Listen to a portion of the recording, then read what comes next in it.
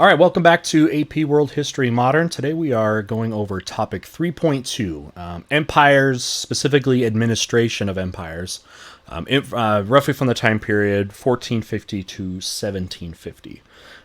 So last time we talked more about the expansion of empires, specifically land-based empires, and today is more going over how those empires actually administered themselves. How did they run? Try to do some compare and contrast, and again looking at administration. So the AP World History themes, we're going to focus a lot about government today.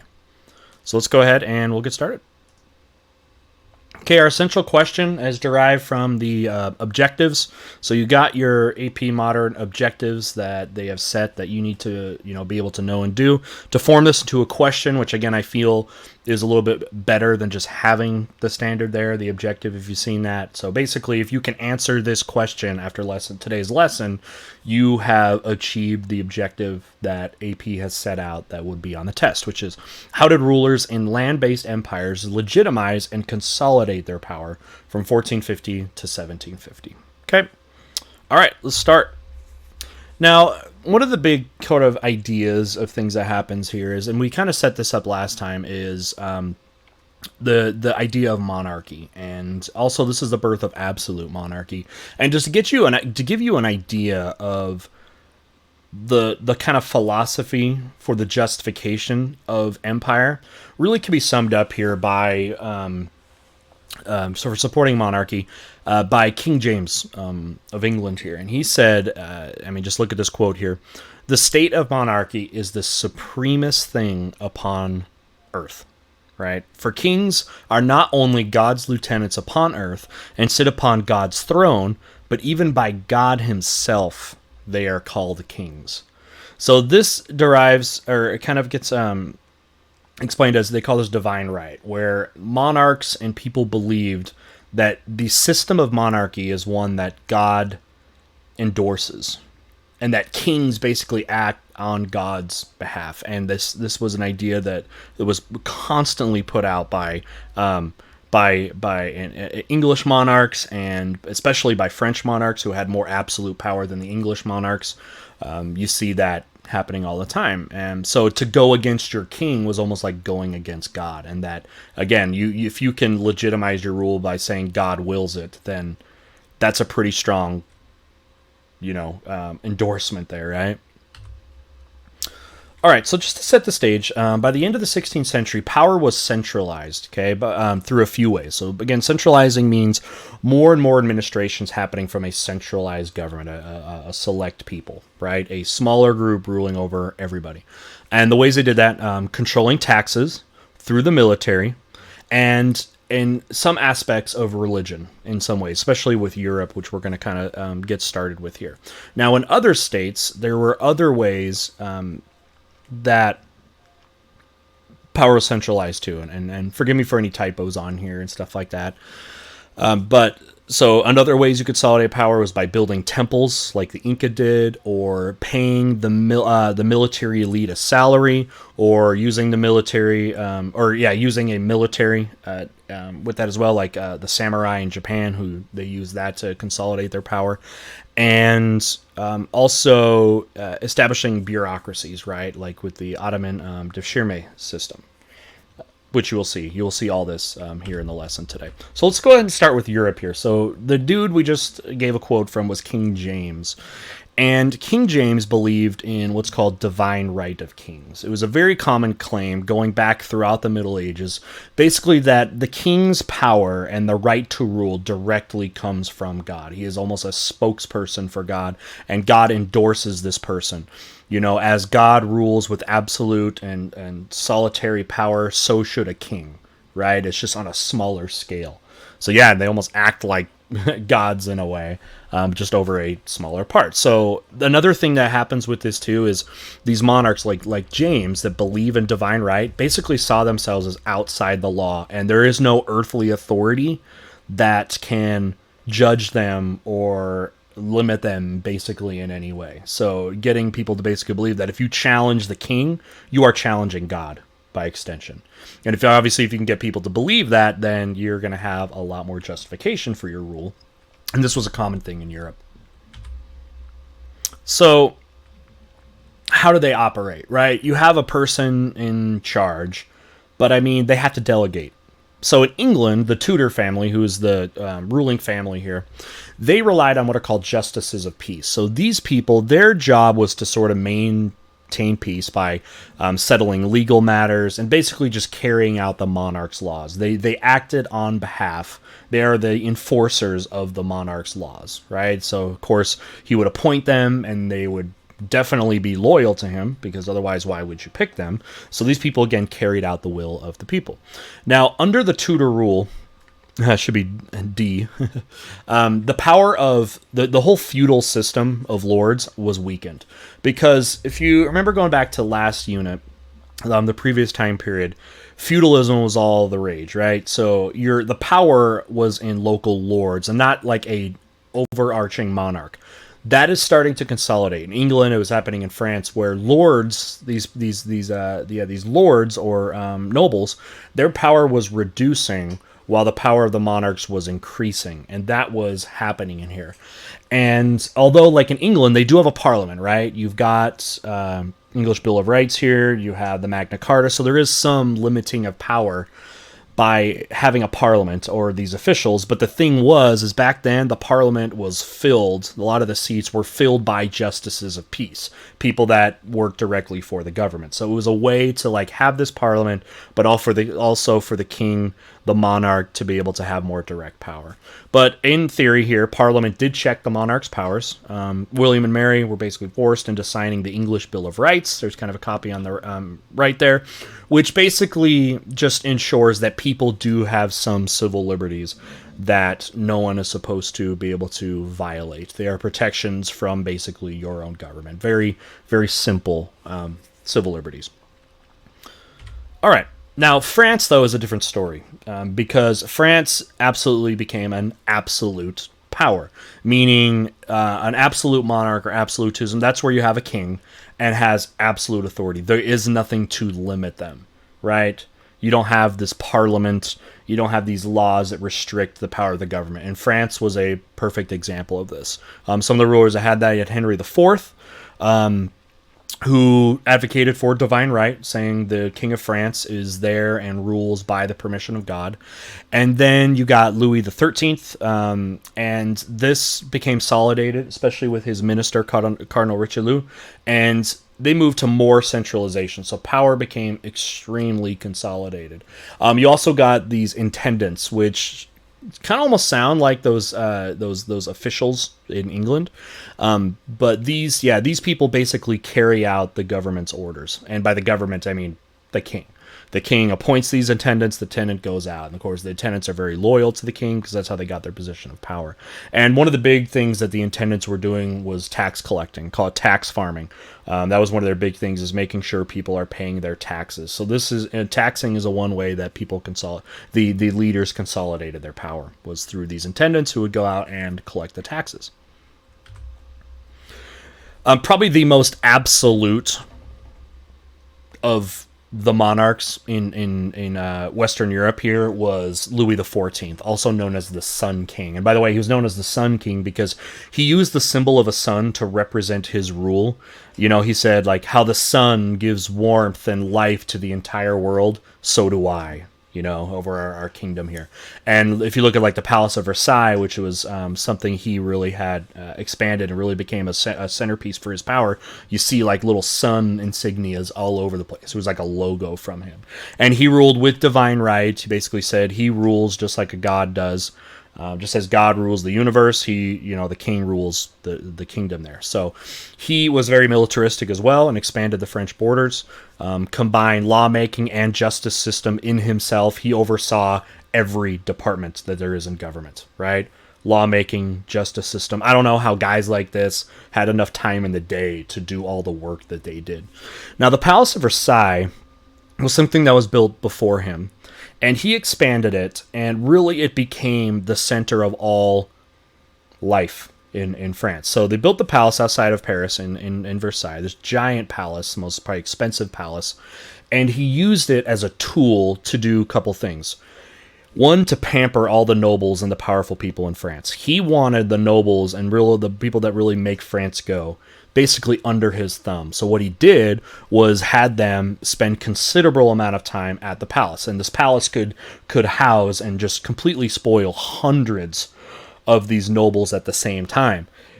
And what he was doing was sitting there pampering and making, he's doing a lot of PR and shaking hands. But really what he's doing is he wants to keep these people in his sort of household so that he can keep an eye on them. So they're not out back in their homes, out on the countryside, acting independently of him or plotting against him. He wants to keep an eye on them, right? Keep your friends close, but your enemies closer, that sort of thing.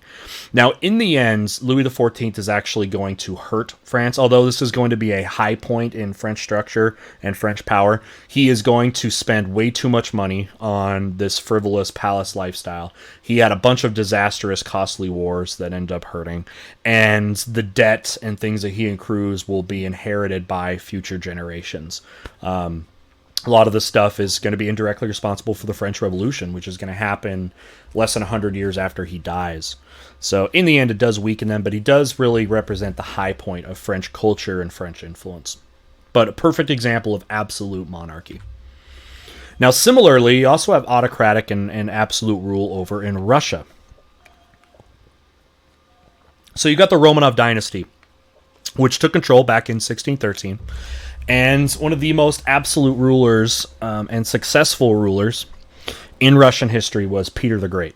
Okay, so Peter, and basically what was going on in the Romanov dynasty is they kind of inherit this kind of thing where there's three main groups in Russia that are competing for power underneath the Romanov dynasty here. One is the church, the Orthodox Church. They are, of course, just trying to keep religious values there, conservative, traditional values and beliefs. They are trying to keep that in control. Then you have the boyars, who are the landowning nobles, the powerful nobles. They want to gain power and hold power. And before the Romanov dynasty, they had a lot more power. It's actually a lot similar to what was going on in England and France, which is you have this feudal structure. The boyars, the landowning nobles, whatever you want to call them, no matter where they are, have a lot of power. But when monarchs gain power, nobles end up losing power. And that's something they were always trying to juggle with there. And then, of course, the extensive royal family, right? The own royal family, which were bickering and competing for power within themselves. So you have this kind of power struggle happening in Russia. And Peter is going to look to consolidate all of it.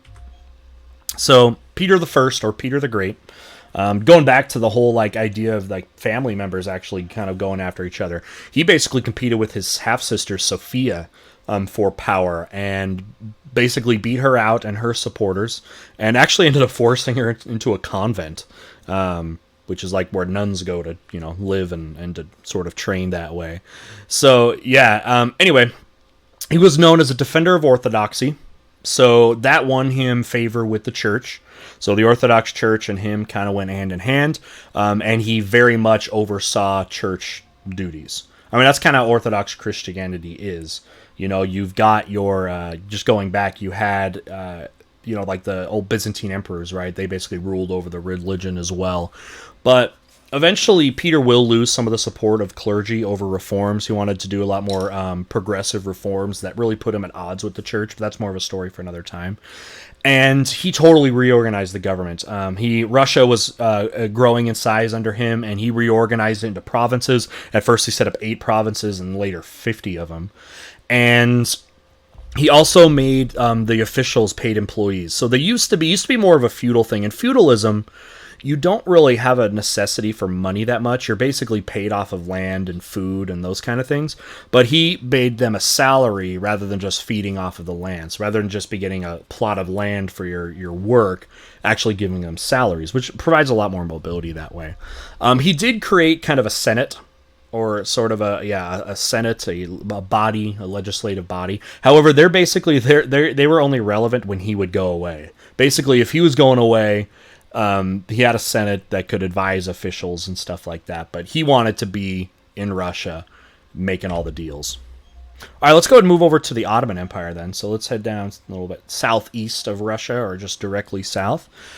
And here's how the Ottomans ruled their empire. Okay. So they used a selection system called the Shirme. Now I may have totally pronounced that wrong, as a way to find a way to staff their military and their government. They had an interesting kind of process for this, and that was the Ottoman sultans, the Ottoman Empire is largely Islamic. I mean, they basically ruled as an Islamic kind of state. However, they are a very religiously diverse empire. Now, when the Ottoman Empire crossed over and took over Constantinople in the 1450s and moved into southeastern Europe, they inherited and took over a lot of Christian territory.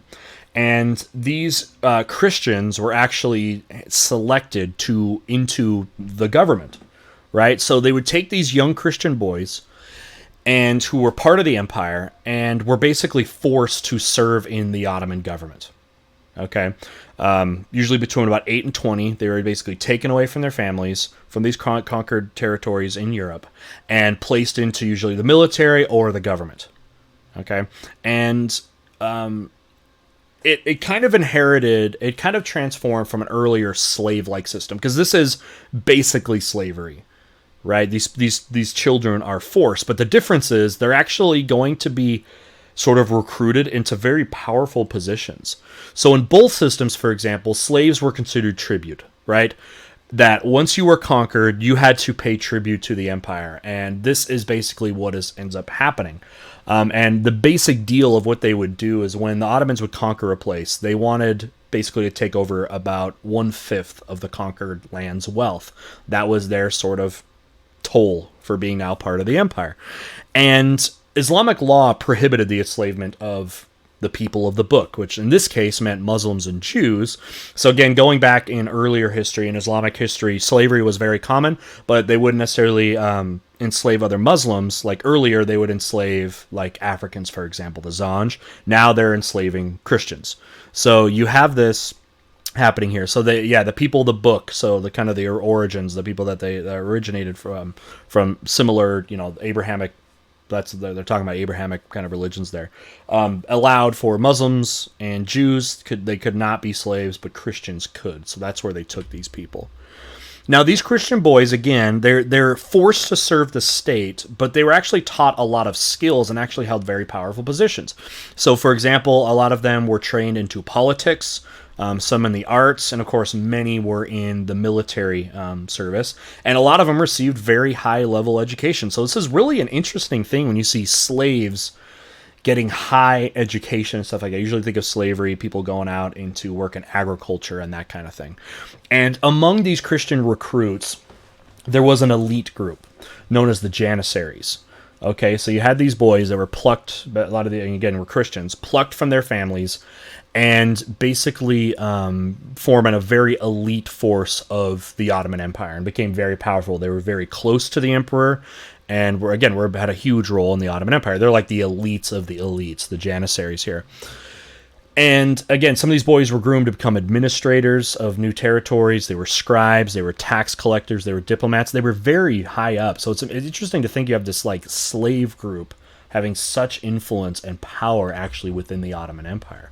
So again, the Janissaries were a very critical, you can almost think of like an extension of the emperor that way.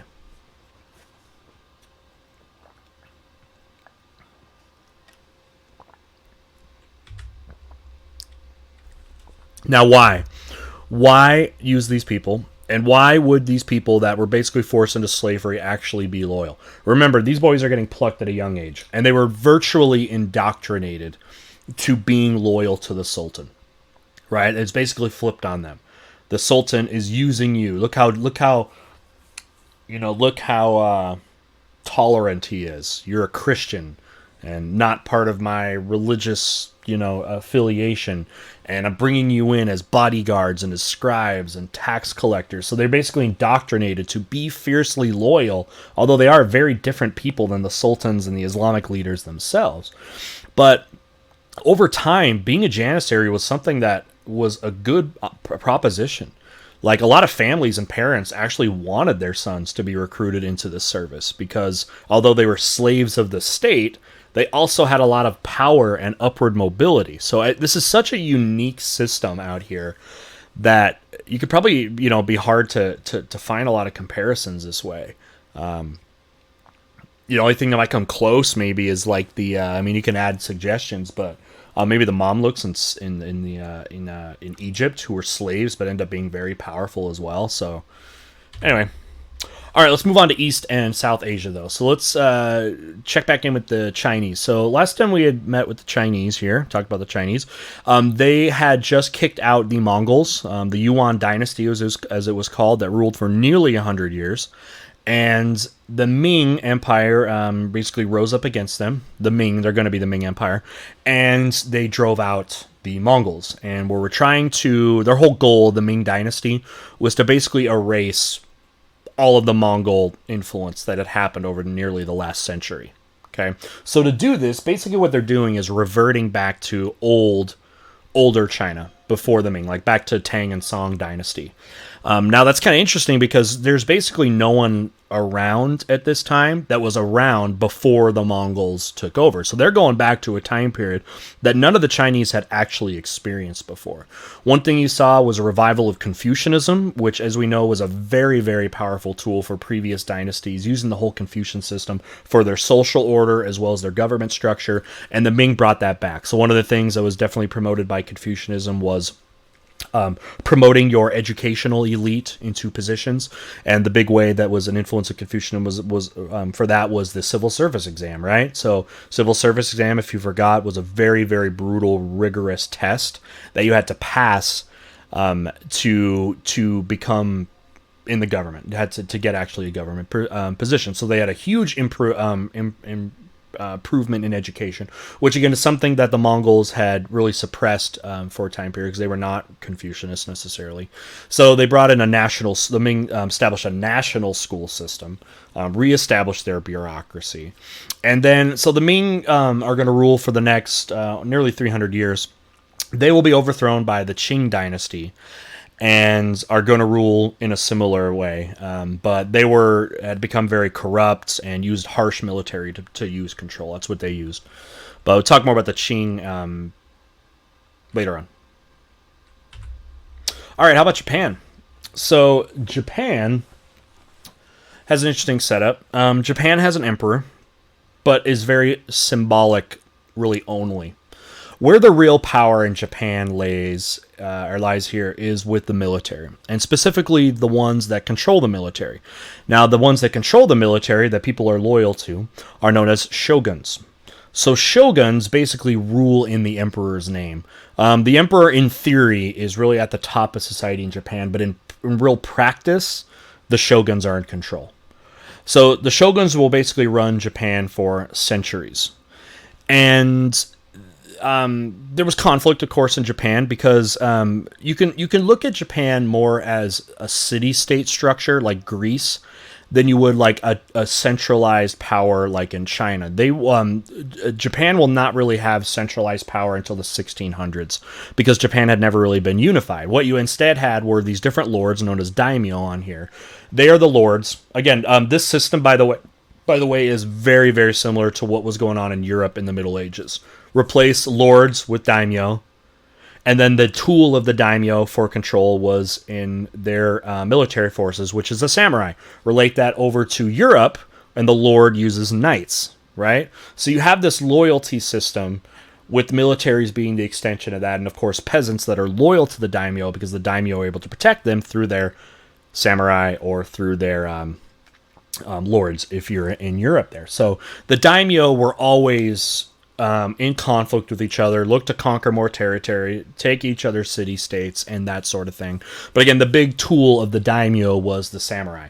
Now, the daimyo are often usually loyal to the shogun, right? Think of the shogun as almost like the monarch. When you look at the social pyramid and political pyramid that happened in Europe, you have that. So it's a system of loyalty out there. But again, the daimyo and the shoguns really use the samurai warriors as their extension of how they influence their power. So eventually, the samurai were mostly paid in land and that sort of thing, just like in the feudal system. But over time, they eventually became salaried, which gave them a lot of economic power, as well as kind of military power. What you do start to see, though, is eventually, after centuries and centuries of feudal warfare and feudal kingdoms, more and more consolidation of power in Japan. And one of the things that really ushered that on was when gunpowder weapons actually start showing up in Japan. Because before this, you had your cavalry with samurai would be on like horseback, and then of course your samurai hand-to-hand combat. But what really started to undermine a lot of that kind of combat and that kind of military preparation was gunpowder. So gunpowder weapons didn't really come from East Asia itself. Now, gunpowder derived from China, but it was actually the Europeans and Muslim kingdoms that made it into weaponry, like into specifically cannons and to guns. Now, in the 1500s, the Europeans are going to start to show up to Japan looking for trade deals, right? This is going to be in the next topic, by the way, for next time. And the Japanese were not interested in European manufactured real products. They didn't really care. I mean, they didn't really want anything. But what they were interested in, definitely among the very few things they were interested in at all from Europe, was muskets. So the Portuguese started showing up in the 1500s, and one of the only things that, again, that Japan was interested in was muskets, which, as you can tell from a militaristic society, could be of great benefit. So one of those leaders, okay, was Oda Nobunaga, Nobunaga, sorry. And he had an armed, a samurai army, and he was one of the early ones that started to buy these muskets, these guns from Portuguese traders. Now, as you can imagine, having those is very useful when you're fighting, samurai armies that don't have muskets, right? So over time, he was able to use this military advantage to consolidate power, and had a key victory when he took over Kyoto, which was kind of the capital, if you will, there in 1568. Basically, from this point on, he forced the other daimyo to basically submit to him, and he got very close to unifying all of Japan. He unified probably about a third of all of Japan before he was eventually assassinated in 1582. So he was probably well on his way to unifying Japan at that time. So once he dies, there is definitely a power vacuum. And you can see kind of the precedent is military action is what is going to get you to be able to consolidate Japan into one rulership. So Nobunaga had a success, and that was Toyotomi Hideyoshi, and he ends up unifying most of Japan. Now, he did something really important, too, in that power is going to shift. When Hideyoshi dies, it moves power center and the administrative center of Japan is going to move from Kyoto and down to Edo, which was called back then. Today, of course, that is Tokyo. And when he dies, there's a power vacuum, and where that will be fulfilled and really, really consolidated is going to be with Tokugawa Ieyasu. So you have the Tokugawa shogun in here. He's a shogun. He has a very powerful army, and he will be declared shogun in 1603, and he will be the first to unify all of Japan. Japan will basically be all unified now for the first time ever. It's now the 1600s. After centuries and centuries of feudal warfare, he will take over, and the Tokugawa will rule for over 200 years and become a centralized ruling power at this time. Now, once the Tokugawa ended kind of the violent time period of these kind of warring states, if you will, kind of similar to what was going on in China, nearly 2 centuries before this, what actually begins here from basically the year 1600 until the mid to late 1800s, when Europeans start showing up, is what's known as the period of Great Peace. This is kind of a Japanese golden age where really this is where they're at their peak, both economically, culturally, and that sort of thing. Now, one of the big features, although it's not in here that you want to be aware of, is during the Great Period of Peace here for this next over 2,500 years, Japan will actually close off its borders to Westerners and to many foreigners at all. In fact, it's basically forbidden for people to come in or enter during this time period. Japan wanted to focus in on itself. What the Tokugawa also saw was how abusive the Europeans had become throughout the 1500s in those other places. Like, one big example would be in the Philippines, where the Spanish completely took advantage and just overran the country. And were really abusing their power. So once the Japanese saw what the Europeans were doing, they're like, no more. We're done with this. We're going to focus on ourselves. And that's basically what they did for another 2,500 100 years. They did have exceptions. For example, they would let the Dutch come once a year to a port city. They didn't see the Dutch as very threatening, but they definitely don't want the Portuguese or the Spanish. They were the most kind of abusive of these other Asian kingdoms out there. So anyway, this begins kind of a Japanese golden age at this time. So this is the consolidation of Japan. And one way they did that was the Tokugawa, they reorganized the government and basically created a feudal system, right? So what they did is Japan divided up Japan into 250 Hans, or territories, each controlled by a daimyo, or a lord, and that daimyo was had his own army of samurai, who were full-time soldiers. They were able to have full-time samurai soldiers because there was a peasant system where the peasants were able to maintain sort of the city-states here, able to grow the food, and allow, of course, these samurai to be able to be full-time soldiers. And they were fairly independent. Now, one thing the Tokugawa and the shoguns of the Tokugawa understood, though, was that the daimyo are a threat, right? Similar to what we just saw, what I was just talking about with like King Louis of France, which was you want to keep the other powerful people in your nation under your thumb. So actually what the Tokugawa shoguns did is required the daimyo to maintain a residence, at home, wherever they're from, but also one in the capital city, in Tokyo. So they wanted to keep an eye on them. So part of the year, they were basically required to be in Tokyo and be close there. And in fact, this is kind of an interesting thing. If the daimyo is to go back home, his family was required to stay in Tokyo. They were not allowed to leave with them. Basically, what it was like is if the daimyo leaves to go home, his family was basically put on hostage while he was gone until he came back. Basically, as leverage that the daimyo better not go out and be causing trouble behind the doors right over here. So that is one way they ensured this kind of loyalty. All right, moving on south to South Asia, where we have the Mughal Empire. The second Mughal emperor, Akbar, the first one was Babur. Akbar was the most successful of all of the Mughal emperors. Now remember, the Mughals are an Islamic group that came in and took over India and spent many years fighting with the local Hindu armies. And what Akbar was able to do was defeat the Hindu armies in northern India and extend this empire, and basically did that for the first 40 years of his reign, was non-stop conquests. And remember, too, the Mughals are one of the three gunpowder empires. They're one of the major empires that was the first to innovate gunpowder weapons. Remember, there was the Mughal Empire, the Safavid Empire, and then the Ottoman Empire, all Islamic empires. So he was able to use that. One of the cool things, by the way, that Akbar and the Mughals did was they had elephants, war elephants, and they brought those in, which were very useful, especially for pulling in big, heavy cannons. So they had this giant, this elephant army with cannons. It would have been very, very devastating if you had gotten in their way. But to talk about administration, because that's what our topic is today, he establishes a capital in Delhi, which becomes this just amazing city under Mughal rule, and established an efficient government with fair administration. That's one thing Akbar was well known for, was Akbar was smart enough to know that his kingdom, right, is an Islamic ruled kingdom, but they are ruling over a Hindu majority. And he understood that he had to be fair, otherwise he was going to have obvious uprisings against him. So he made sure that Hindus were in his court and Sikhs and all that kind of stuff. But he understood a fair administration.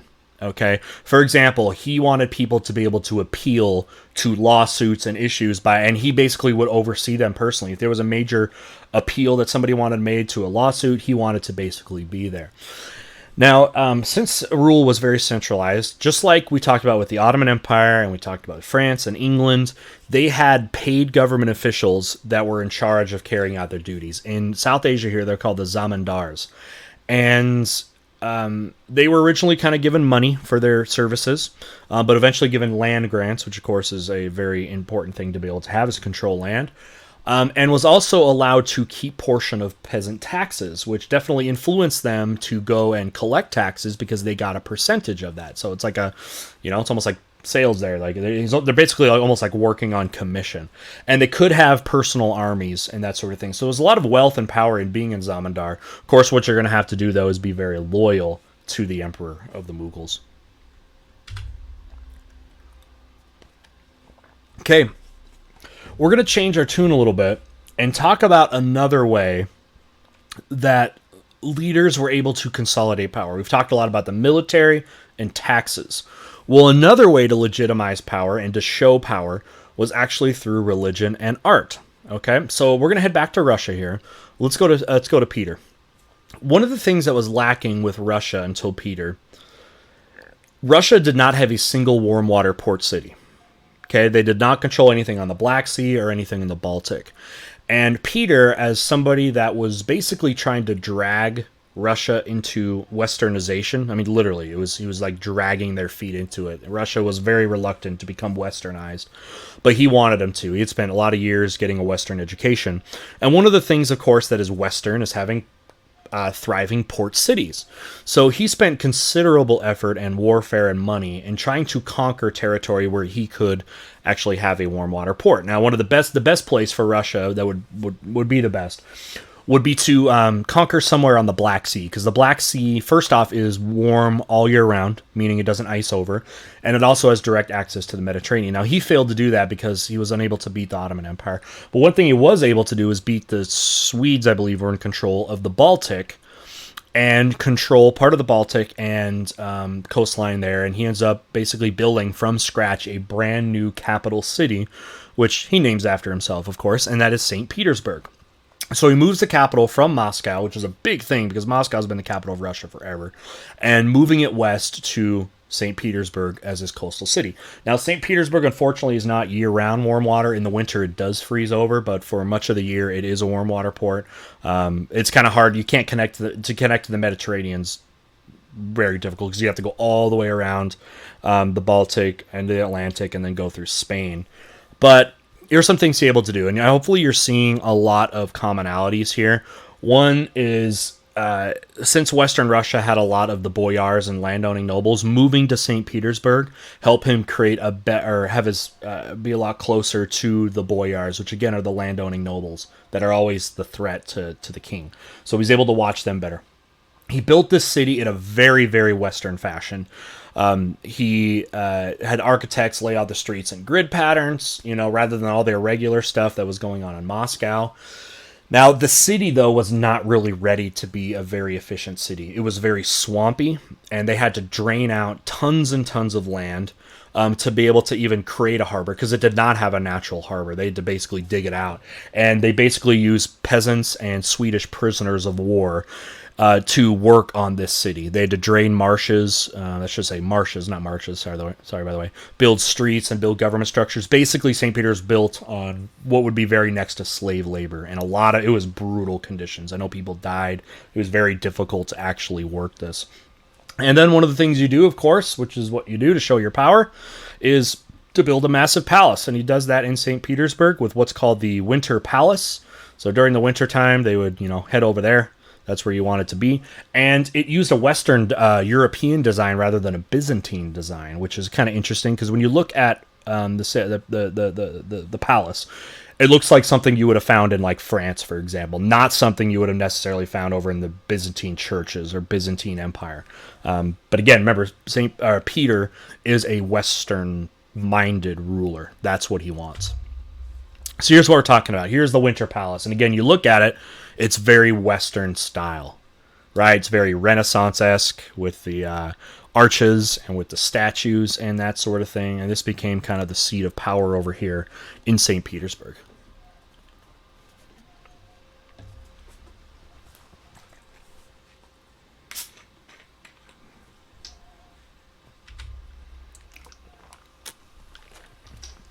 Okay, let's head to Africa.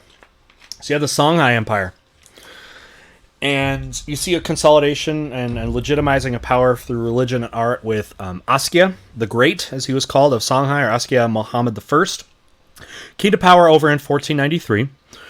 He was definitely, he's a Muslim, and he was definitely influenced by like Mansa Musa, the great Malian king, who might have been the richest person ever.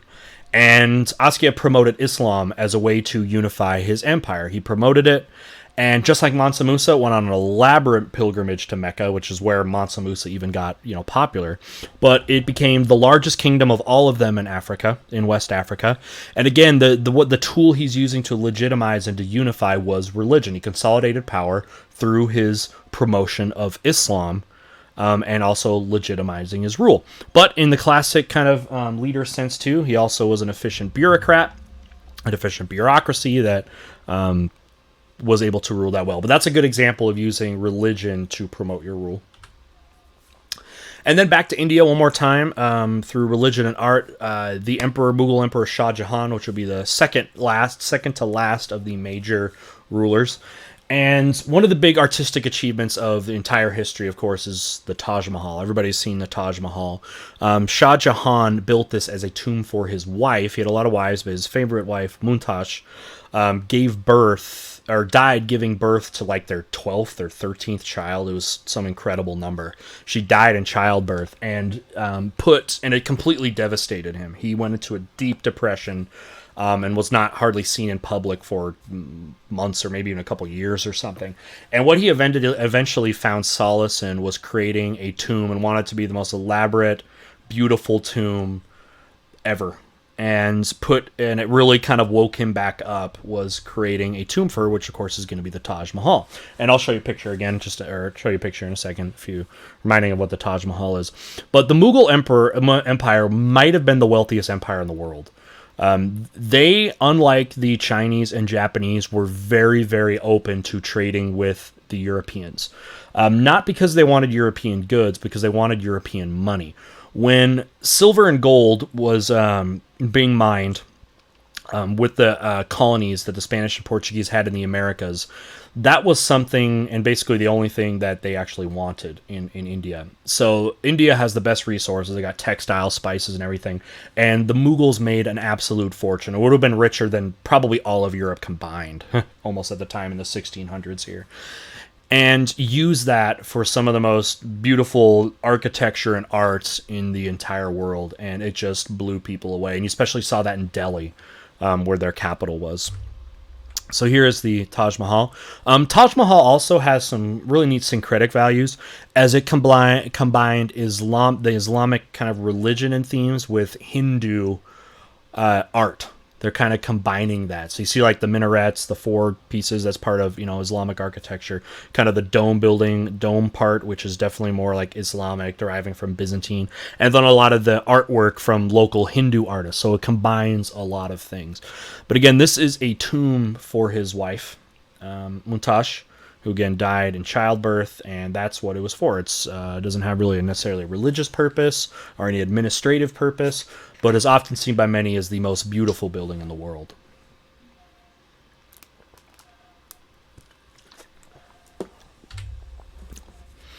All right, how about the Ottomans? What were they doing architecturally and artistically to consolidate their power?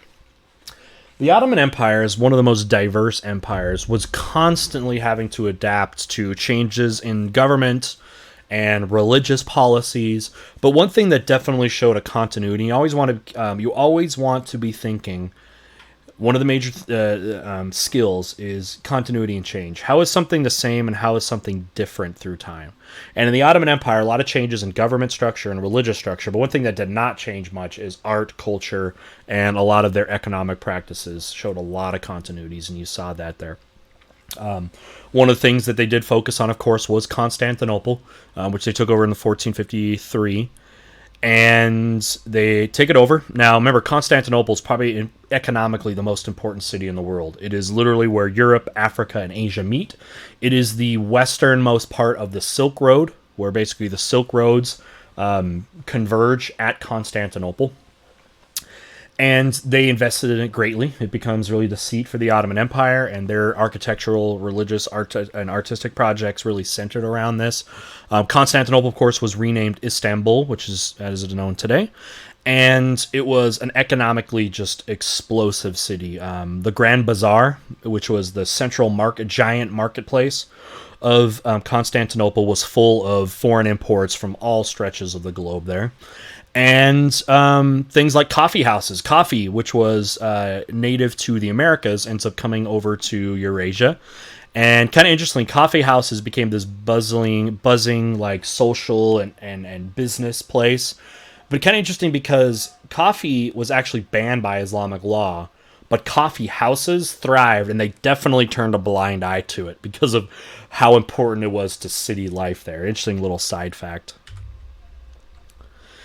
Now, Istanbul, again, ends up being economically such a powerhouse. The Ottomans, basically on both sides, because Istanbul is right on the Bosporus Straits, the very, very narrow, within about a mile, waterway that separates basically Asia from Europe, and also the Black Sea connects to the Mediterranean. And they expanded on both sides of the Bosporus, and Istanbul became this huge metropolitan city.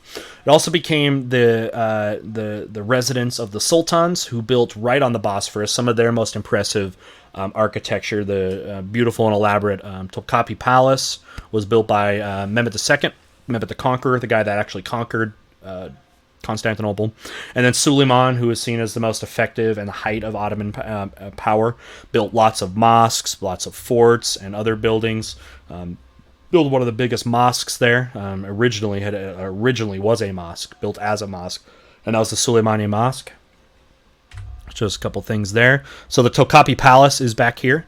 So again, remember this Bosphorus Strait, which is right, I don't know if you can see my mouse or the arrow down there. Over to the left there is the most narrow strip of the Bosphorus Strait, which connects, I don't know what direction exactly we're looking in here. One of these would be considered the Black Sea, and one of these would be the Mediterranean, depending on which angle you're looking from here. But yes, you had a massive court palace right there, built right there on the hill so everyone can see it. Then the Suleimani Mosque, so they build a mosque. Now you can see the different architectural elements here. They mimicked it very much after the Hagia Sophia, which gets rededicated from a Christian church to a mosque. But you can see the dome structure there, which again was a Roman Byzantine influence. And then you got the minarets, which are used again for prayer services, where the call to prayer begins when you have somebody come up here and begin the prayers. So you had that going on. But some other ones, Istanbul becomes a center of arts and learning. If you remember, too, it was actually the Islamic world that preserved the Greek classics, not Europe. Europe during the Middle Ages completely put the Greek writers and Greek philosophers and Greek science books on the shelf, while the Islamic world was the one actually still having discussions about philosophy of Aristotle and Greek writers and Arabic scholars. So all that was being, really continued on through over there. They also restored a lot of buildings. Constantinople in its siege would have leveled a lot of things, and they wanted to restore all those buildings, which is great for architecture. Rather than destroying the local Christian sites, they repurposed them. Okay, the most famous one is the most famous building in all of Istanbul, which is the Hagia Sophia, which was built back in the Byzantine Empire, and was basically for 1,000 years, basically the largest domed structure, or largest Christian church, I should say, in the entire Christian world. And rather than destroy it, thankfully, what they did was repurposed it as a mosque, adding the minarets and that sort of thing. There was some other art that really got publicized, under the Ottoman Empire. Miniature paintings, which are really cool, and illuminated manuscripts became very popular there. So the Hagia Sophia, this would definitely be the most famous of all the buildings in there. So this had already been around for almost 1,000 years and was the largest church in all of Christianity, going back to the early Byzantine Empire. So this was conquered, repurposed. They built the minarets so it could be a mosque, so they could use it for the call to prayer. Today it has been secularized because it is so important. It's basically a museum, one of the protected heritage sites of the planet here. But you see all kinds of different architectural styles. There's a syncretism of again, Islamic architecture and Roman architecture. Very cool. All right, then as we're moving towards the end here, French architecture. Now, the key feature for them, of course, was the Palace of Versailles, which was the most fancy and expensive palace ever built in Europe. And it was also used as a political instrument, like I was talking about earlier. Louis XIV, the Sun King, the most authoritative and powerful ruler in French history, he used it as a place to house all of the important people in France. He wanted to keep them close, right under his thumb. If they're going to be talking and partying and just getting together, he wants it done under his roof. So it was guised as a way to be like, all right, we're throwing parties and you're getting pampered and all that. But in essence, it was really about keeping his ear on the door, right, for what was going on. If anybody talking bad about him, is there anybody fomenting a rebellion or something like that? So he did that. Wanted them to conduct all the business there. But yeah, it was definitely legitimizing his power because people are going to show up there and be completely blown away. And the whole palace complex was enormous. It always had hundreds of nobles at any time and at least 1,000 employees being housed there. So thousands of people were constantly there. It was like a city in of itself.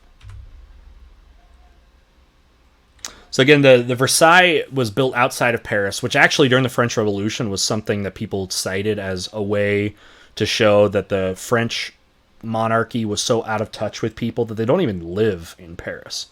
But so because this was built a few miles or 30 miles or so outside of Paris. What was Paris that again? But it had it was a huge thing with all kinds of man-made gardens, hundreds of fountains and man-made lakes. And again, this just would have housed thousands of people as a show of his power and as a way to, probably intimidate in a way, but to keep his thumb on the pulse of the French world. All right, and then financing empires, as we're kind of wrapping up. How did these empires finance themselves? Well, we know taxation is really the name of the game, right? And back to Russia, Peter tried to monopolize some things. He wanted a lot of the powerful industries to be owned by the state. For example, shipyards, that was a huge thing that he had basically government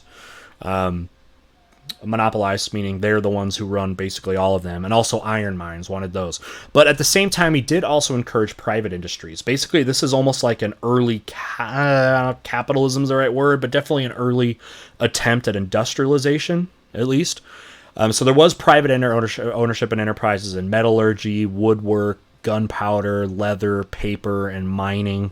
He encouraged that. Okay. He also brought in a lot of Westerners, especially naval-minded people, to come in and build Western model ships and Western model harbors. And industrialization, though, it failed in Russia. He was basically attempting an earlier one, but when industrialization was not bringing the profits, like these private industries and government-owned industries were not having enough profit, he rose taxes. And so what they ended up doing was, rather than having a tax on land, which only affects landowners, he replaced it by having a tax on individuals.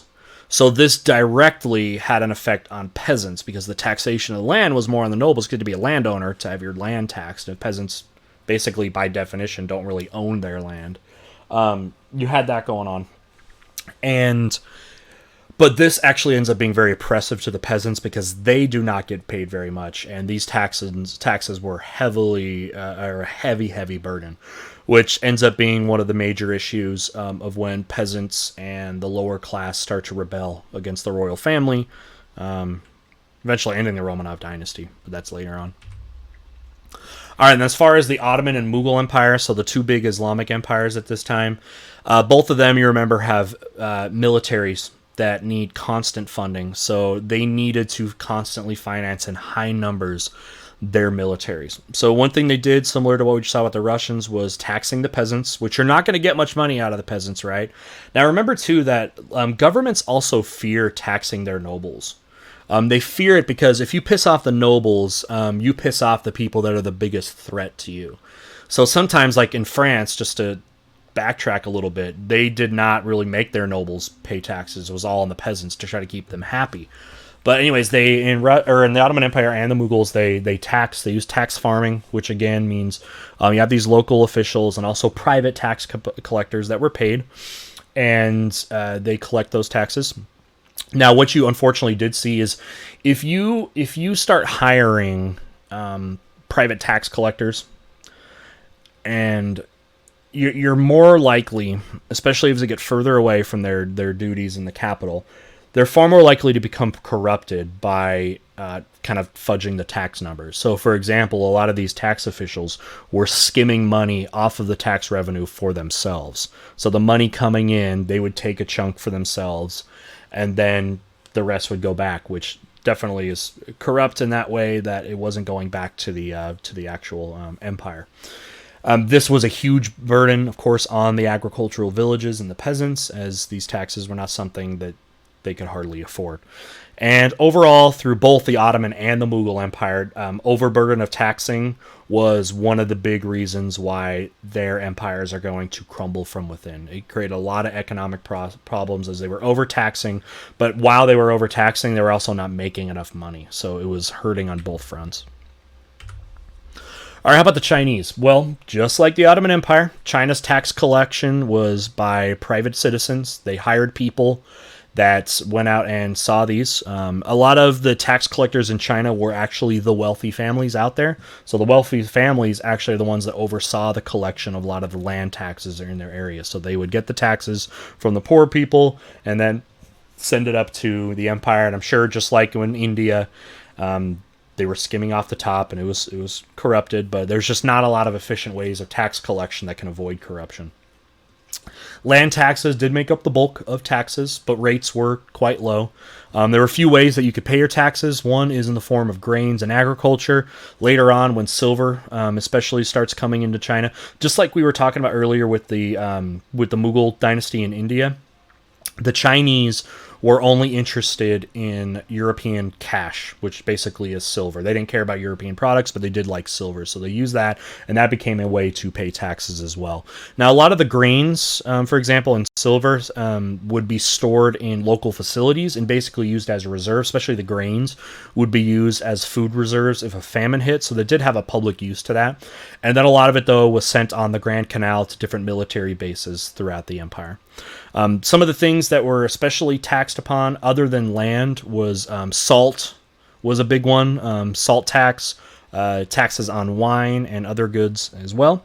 But what you started to see with the Ming Dynasty too is after 1580, you saw the Ming Dynasty spending way too much money. They had an incredibly extravagant spending that they were doing with their empire, palace life, that sort of thing, and mismanagement of money there. And they also, the Ming, had to constantly try to repress rebellions that cost a lot of money, which actually ends up bankrupting them. So it costs a lot to suppress a rebellion.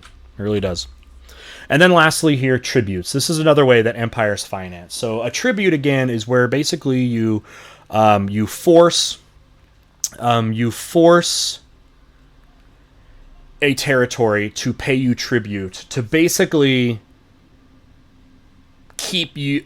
They pay the tribute, so basically you won't take them over. It's kind of a deal you make where, okay, you can be autonomous, but you're going to pay tribute to us. One place you saw that very powerfully was in China. Korea, for example, was a tributary state for a long time. They had to pay payments to China to basically be able to keep their independence. This was also very common over in the Americas with the Aztecs and the Mexica. So what they would do is conquer a place, basically cut them a deal. You have to pay tribute to us, and they would use that money as well. And then also the Songhai Empire in Africa, Western Africa, also had tributary states. So this is one way that empires could make money, was to basically intimidate people into becoming tributes. So force them to pay to basically keep you off their back. All right, everybody, and that is going to wrap up our lesson today. So let's just revisit our essential question. Our essential question that we want to be able to answer. Now, hopefully you have evidence now that you've studied your topic. Hopefully you've read your text. And now getting a little bit more to add on to that with this lesson, you should be able to answer with detail and examples, how did rulers in land-based empires legitimize and consolidate their power from 1450 to 1750? So with that, you should have plenty of ammunition from your readings and from what we talked about here today to be able to answer that in an essay form or any other type of form that might end up being out there.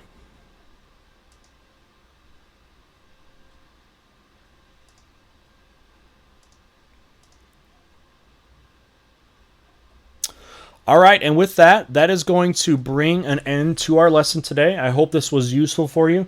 Keep up your studies. If you are going kind of chronologically here, you know, you're in Unit 3. After this unit, you're about you are about a third of the way done, but there's a lot ahead of us, so keep your studies up, keep good study routines, take control of your education, ask questions when you don't understand. Everyone's here to help you. Seek out your teachers, seek out your classmates.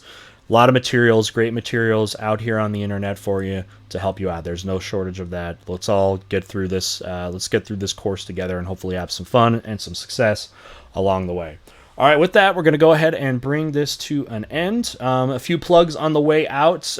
Be sure to join our Discord server. There's a lot of talk from history students in there. That is for free to join. If you don't know what Discord is, it's basically a message board kind of service there. There'll be a link in the description down below. Thank you for being a part of this. I offer this college level course for free, but donations are definitely appreciated if you do feel so inclined. A few ways you can do that. One is to join our Patreon. Patreon members also get the benefit on this channel of being able to participate in polls to get videos up on here. People of all donation levels, right now it's currently set at $1. May go up in the future, but definitely for now, only $1 a month will get you a Patreon membership. Also accept donations through Streamlabs, are very appreciated. If you have done that before, it's a very simple process. It connects to your PayPal account too if you would like to offer any kind of donation to the course here. A link to the Streamlabs account is also down below. If you join us for a live lesson on here, which we do all these live, you can also donate and ask questions about the lesson through the super chat function on YouTube. And then occasionally there is merch. If there's merch available, get some cool history-themed shirts. That is also down below through Teespring. You'll see a link down below for that too. But anyways, thank you again for foremost for being here. Definitely subscribe to the channel. Thank you for liking the videos. Enable notifications so you know when live streams happen so you can join us live and have some fun with us. All right, thanks again for your support today, and we'll see you next time. Bye.